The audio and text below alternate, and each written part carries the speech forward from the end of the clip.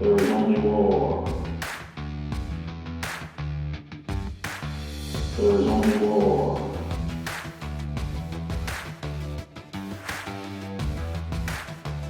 There is only war.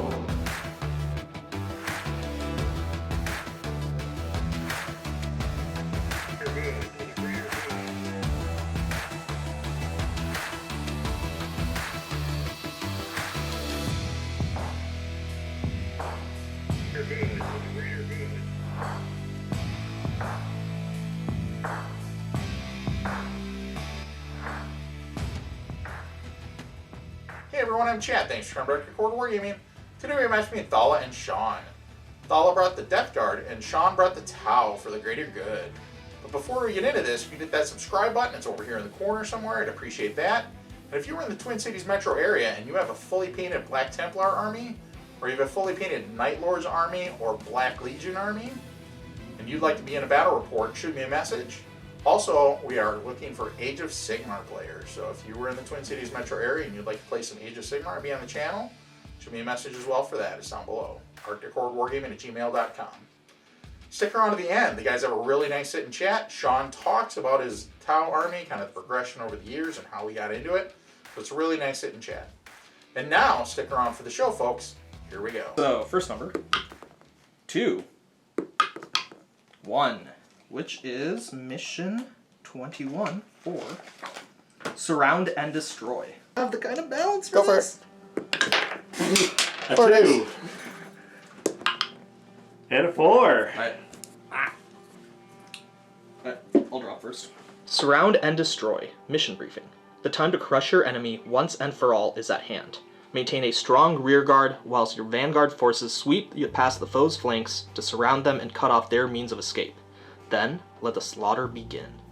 Primary objectives. Victory points are awarded for controlling objective markers as follows. Take and hold, progressive objective. Several strategic locations have been identified in your vicinity. You are ordered to assault these positions and hold them at any cost. At the end of each player's command phase, the player whose turn it is scores 5 victory points for each of the following conditions they satisfy, for a maximum of 15 victory points. They control 1 or more objective markers. They control 2 or more objective markers. They control more objective markers than their opponent controls. This primary objective cannot be scored in the first battle round. Secondary objectives. Surround them, progressive and endgame objective. You are ordered to encircle the enemy while ensuring that none of their forces break through your defenses. Surround the foe completely, let none escape. Score 4 victory points at the end of your command phase, and at the end of the battle if you control both the objective markers in your deployment zone and 1 or more objective markers in your opponent's deployment zone.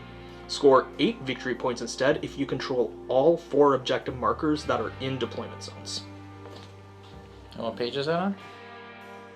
And we're doing Surround and Destroy, so Yes. it's on page 42 of 2021. And throughout the game here, you might hear some rattling. It is super windy here, so that is actually my windows rattling because we live in an old house.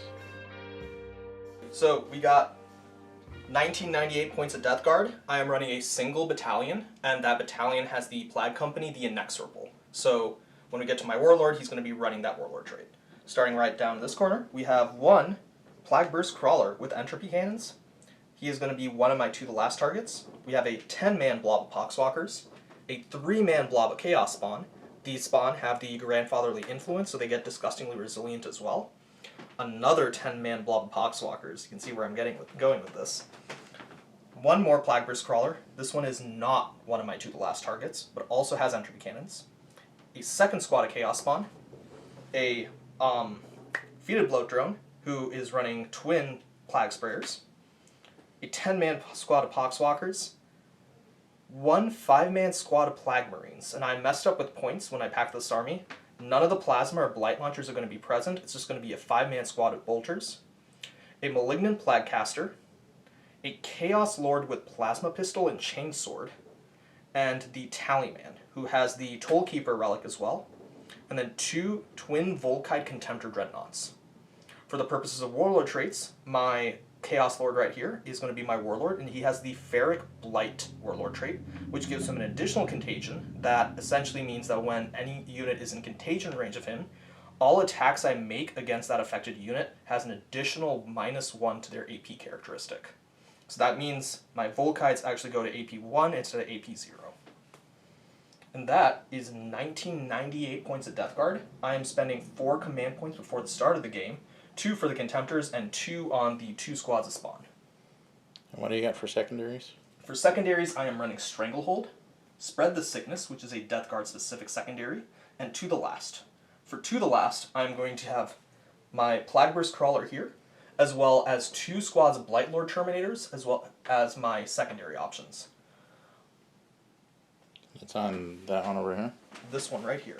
For the purposes of reserves, I'm going to be having 2 squads of Blightlord Terminators. They each have a flail, and instead of the Plague Spewer here, each squad is going to have 1 Blight Launcher. Otherwise, the weapons are what you see is what you get.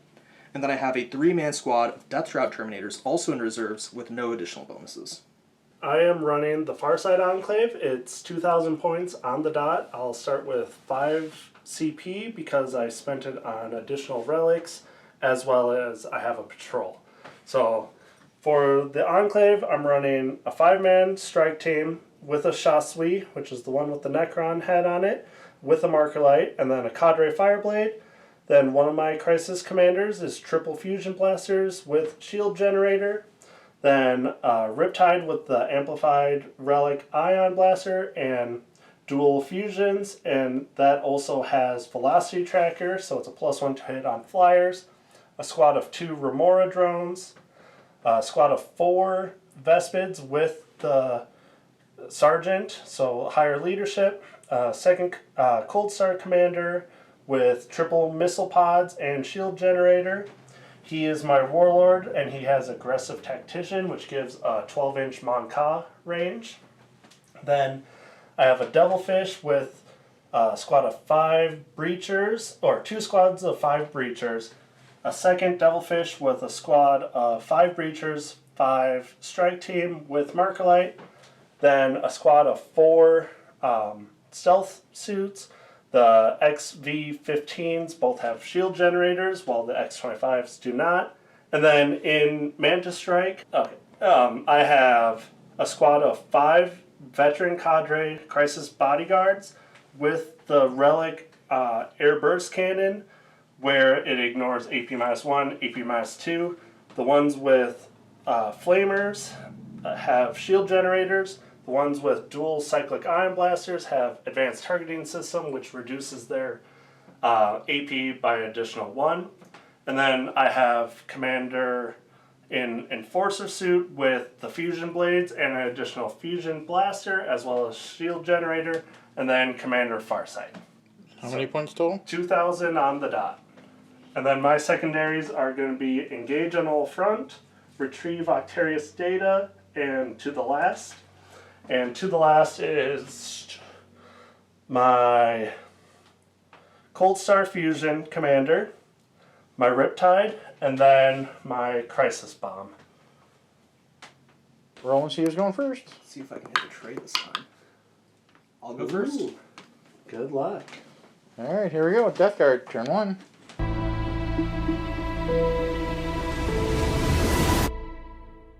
So we are at the top of round 1. I ended up starting first with the Death Guard, and we essentially just pushed everything up as far as we could. So we advanced this blob of Spawn and Poxwalkers up here to contest this objective.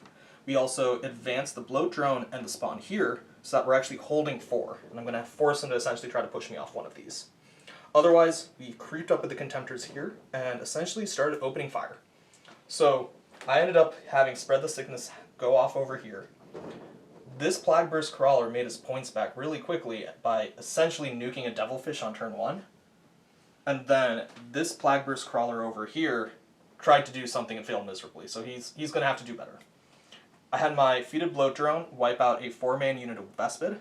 I had 1 Contemptor take out 1 Remora, which then left his commander without Lookout Sir, which let the other Contemptor then spam as many mortals as he could and take out the commander. So which one did it take out over here? Sorry. This commander right here. Okay. So overall, I'm pretty happy with how this turn is shaking up to be. Yeah, I ended up scoring 3 points for Stranglehold because I'm holding 4 at the end of my turn, and I will score 3 points for Spread the Sickness at the end of the game. On to Tau, turn 1.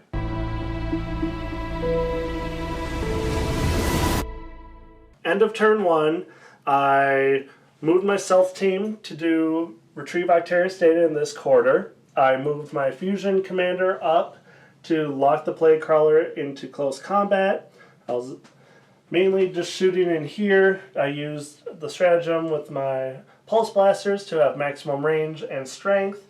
And then I used my Nova Charge on my Riptide to move, shoot his relic at the Contemptor, and then charge backwards. And I lit up the Contemptor with as many Markoids as I could, and then the Remora used the Seeker Missile to chip away some wounds. And I got Engage on all fronts for 3 points, and then the first Retrieve Octarius data. And I still have to the last. Looks like you took out some Poxwalkers. And I took out some Poxwalkers, and then a Chaos Spawn, and then Poxwalkers over in that corner. Alright, now we're going to go into Nurgle, turn 2. Round 2, Death Guard ended up having a pretty strong run. So we can start off right here. I ended up moving these spawn from the objective over to take care of the stealth suits. And then I had these Poxwalkers, after finishing Spread the Sickness in the last round, go into the commander. So with Mutant Strain, I ended up killing the commander straight off with 4 mortals before even having to swing for wounds. And then the spawn ended up whiffing a lot with the -1 to hit that the stealth suits had, and so I only ended up killing 1 of them. Otherwise, this Poxwalker unit here spread the sickness on a second objective, so I'll get 3 more points at the end of the game for that. However, I took 1 mortal wound, and so one of the Poxwalkers is no longer with us. Granted, 4 of them came back because I had them come back with the Deadlock again. Over here to this side, this Remora took way too much fire, but I did kill it at the end, so I can at least push back a bit on Engage on all fronts. Both Contemptors then ended up shooting everything they had into the Riptide, and I still didn't bracket it. However, the Feated Bloat Drone was very happy to burn away 2 Fire Warriors, and then have 3 of them run in terror as he ended up just going buzz, and the morale test failed. I'm still holding on to 4, so I also get 3 more points for Stranglehold, and because I wasn't pushed off of any of the 4 points at the start of the round, I'm still going to be at 15 for primary. So overall, things are going about as well as I could hope for. And now we see how the Crisis Suit Farsight bomb drops down and just obliterates everything around them. I did keep 10 Terminators still in reserves, my 2 to the last targets, but I dropped 1 unit of Deathshroud Terminators in the corner just to try to soak up some fire, as I'll try to push onto that objective later in the game. So yeah, with that, bottom of round 2, Tau go next.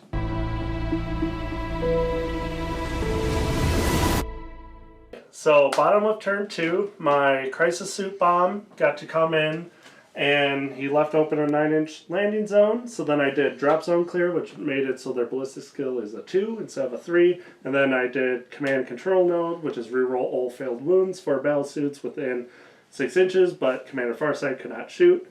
I fell back out of combat with my stealth suits. I marched my Breachers up, and I shotgunned him in the face, all his Poxwalkers. I did my second Retrieve Octarius data with my strike team. I did Shotgun Blast and Commander Hindsight. Tried taking out the Blight Lords, but failed miserably. I advanced my Devilfish up into this 4th table quarter, but I did not get engaged. And then I used my Riptide, and I took out one of his Dreadnoughts, and it happened to blow up on all his units. That's what all the fun dice you see laying over there. Yeah, so the retaliatory shot actually helped a little bit. And as of now, I'm still holding 2 objectives. Or 3 objectives now. And what's the score currently? Because I got 2 for engage that turn, and then I got my second rod, which is 4 points, and then I still have my to the last. Yeah. So I still have 15 for to the last. So it's a close game, but losing out on primaries right now. Alright, Nurgle, turn 3.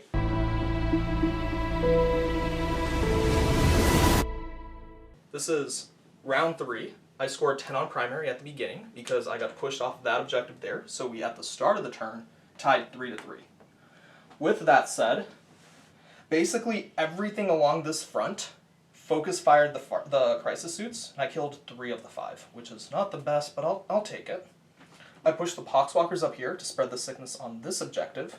That ended up killing 3 in return, but if I get spread the sickness off, I get spread the sickness off, and I'm happy with that. And then the spawn, plus a lot of mortal wounds from the Plaguecaster, dropped the Devilfish down to 7. I had 2 units of Blightlords drop down in the back there, far away from the crisis suits for now, and they ended up just shooting into as many Fire Warriors as they could, and then failing a charge against Uribarno. However, my Death Shroud got into combat with the Fusion Blade commander, killed him, and tagged another unit of Fire Warriors in combat. So they're doing their work. I did manage to then wipe out a unit of Fire Warriors on the dense cover with the barricade walls, with 2 dying and then 1 failing a morale test. And then I had my bloat drone just go all the way into the back. No longer lookout, sir, the Fireblade, and he just spewed as much toxicness into like his skull. There's like nothing left there except like this oozing green puddle. And because neither the Riptide or the drone have objective secured, we're tying on that objective. Which actually ends up being really key because it means I get Stranglehold at the end of the turn because I hold 1, 2, and 3. However, the Tau hold 2 and contest 1. So I do end up getting 3 points at the end of the turn for Stranglehold. I got 10 for primary. I'm still holding on to all 15 for the purposes of To the Last. But since that Plagueburst Crawler is down to his last limb, I don't think that's going to keep on holding. And I then get 3 more points for Spread the Sickness, so I am going to be at 9 by the end of the game. And that is it for Death Guard round 3.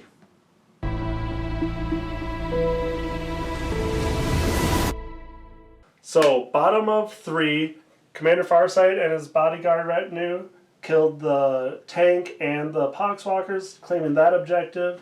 My Breachers kind of snuck into this tree to hold this middle objective, while my Breachers back here were left for the slaughter for the Terminators to kill. I moved my Devilfish into this quadrant so then I can get engaged on all fronts for 3 points.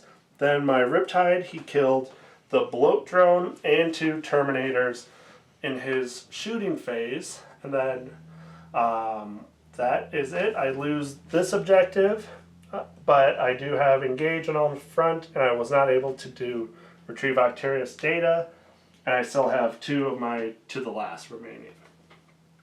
Going into turn 4.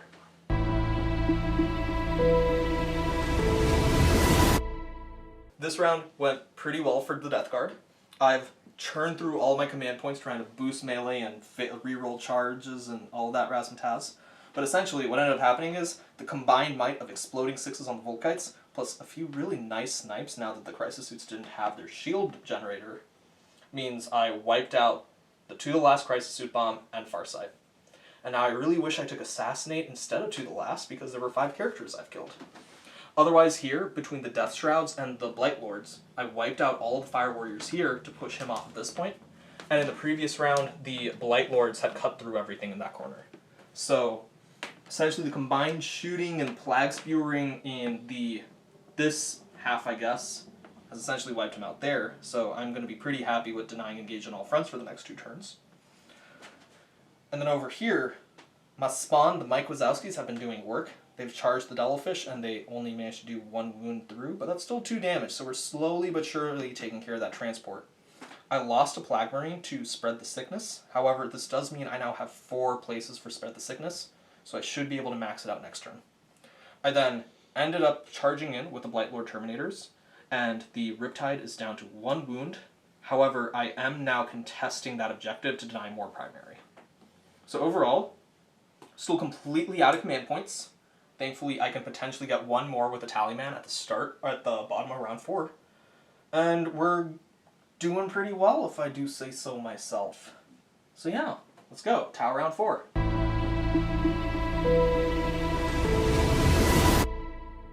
Bottom of turn 4. Tower not in a good place. I fell back with my Devilfish to just try and gain back onto this objective, but I was out of range. I was stuck in melee with my Riptide, and he only had 1 wound, so I couldn't Nova Charge to give him a good invul. So I did Big Guns Never Tire. I killed 1 Terminator with it, but then he died in close combat. So going into turn 5, I'm guessing my Devilfish will die, and all my To the Last is dead because the Riptide was the last one remaining. So To the Last is the last, basically. Yep. So the Tau are losing the Plague Wars again.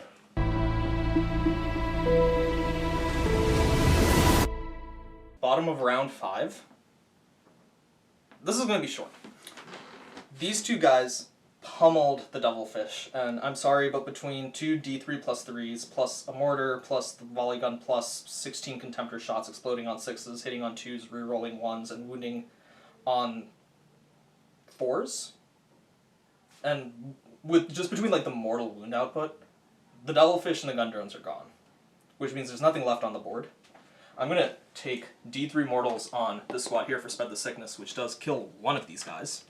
But that does let me max out Spread the Sickness.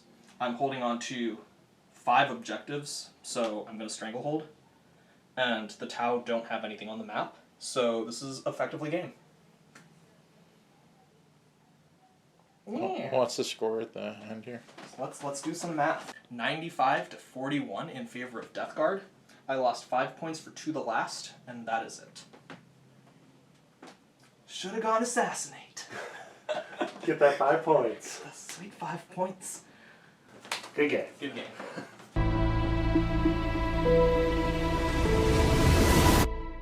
So then you could have 15 more Crisis Suits. So you could run a blob of 30 plus Crisis Suits.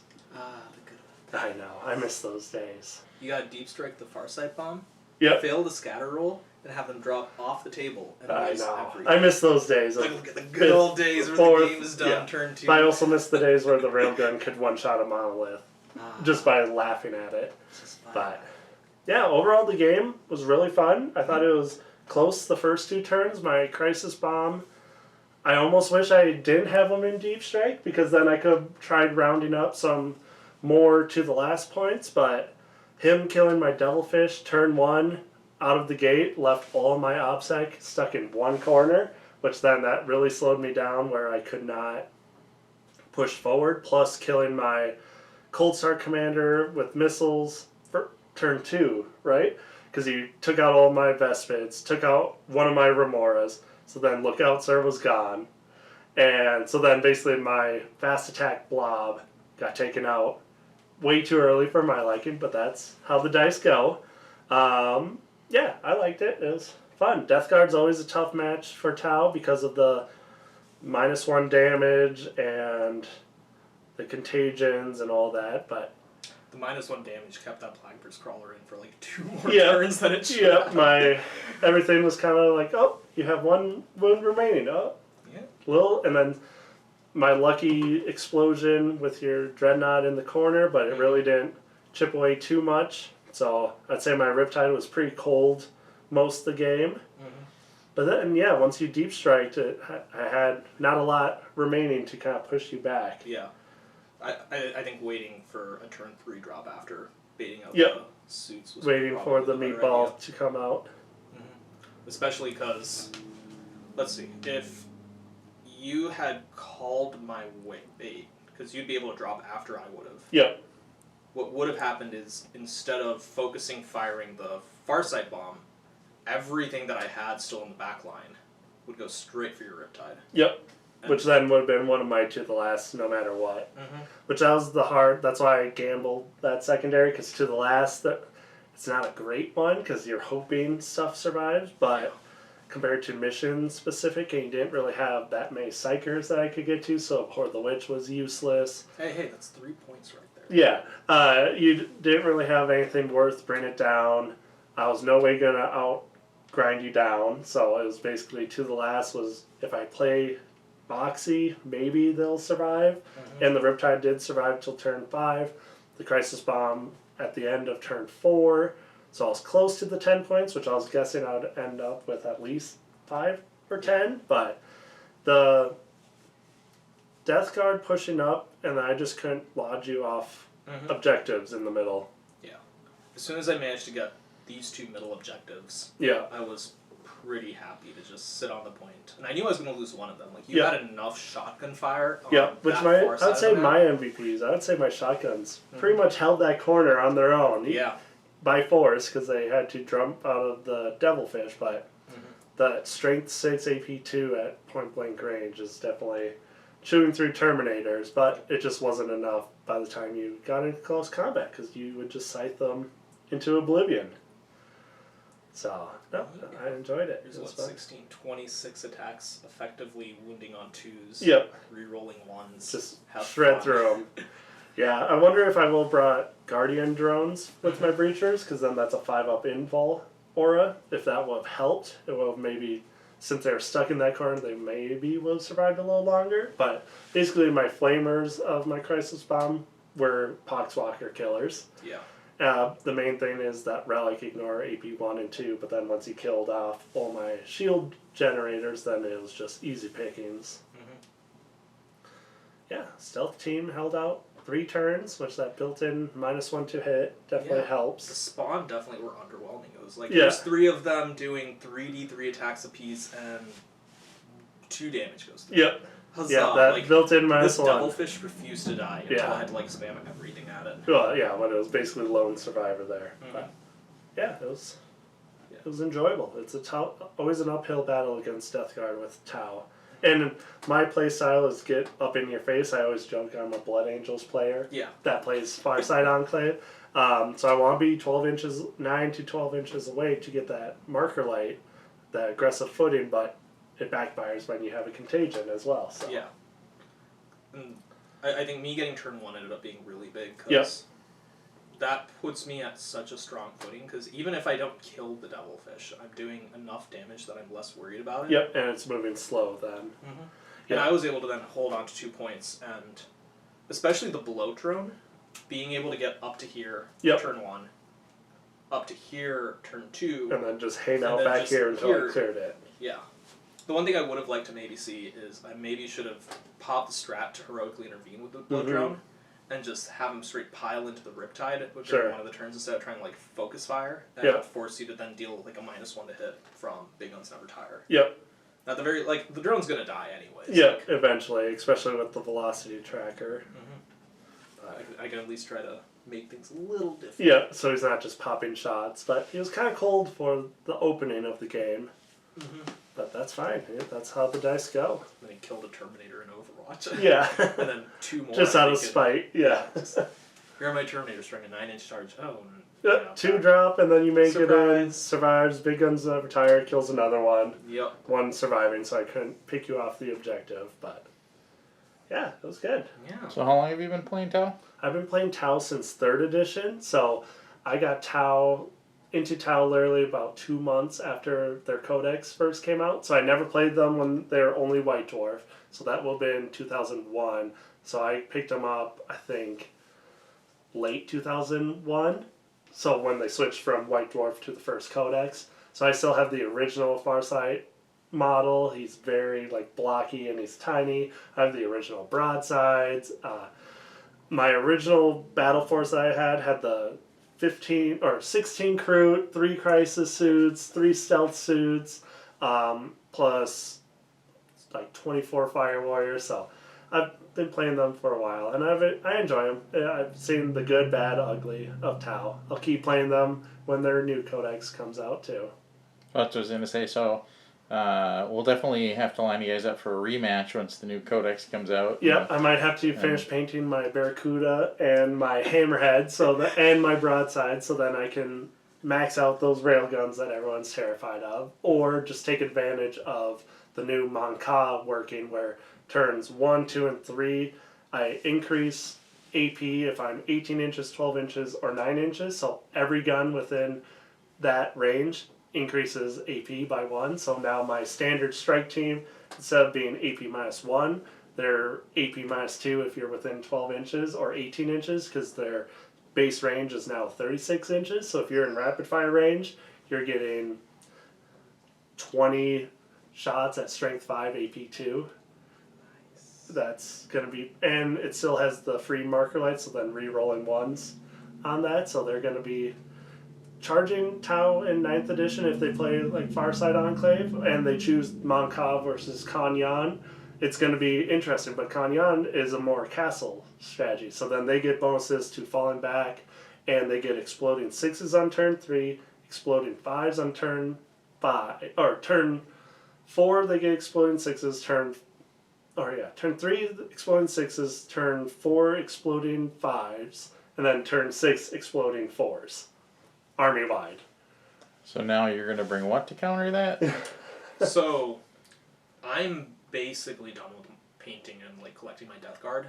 I'm 2 models short of my Thousand Suns. The only reason why I didn't bring Thousand Suns is because I haven't painted these 2 Vindicators.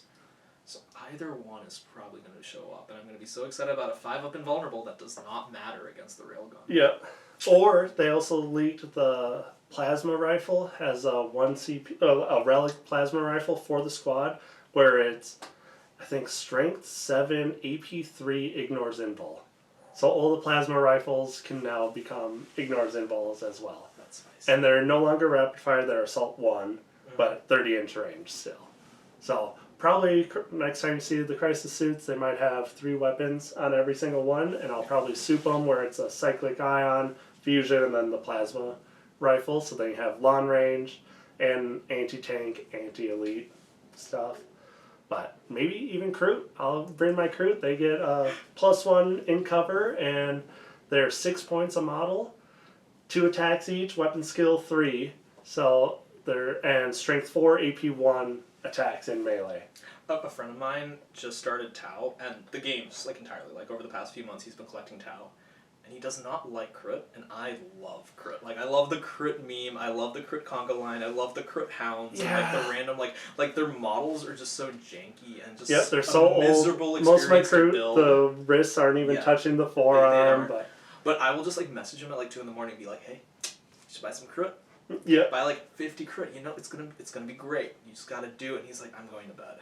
Yeah.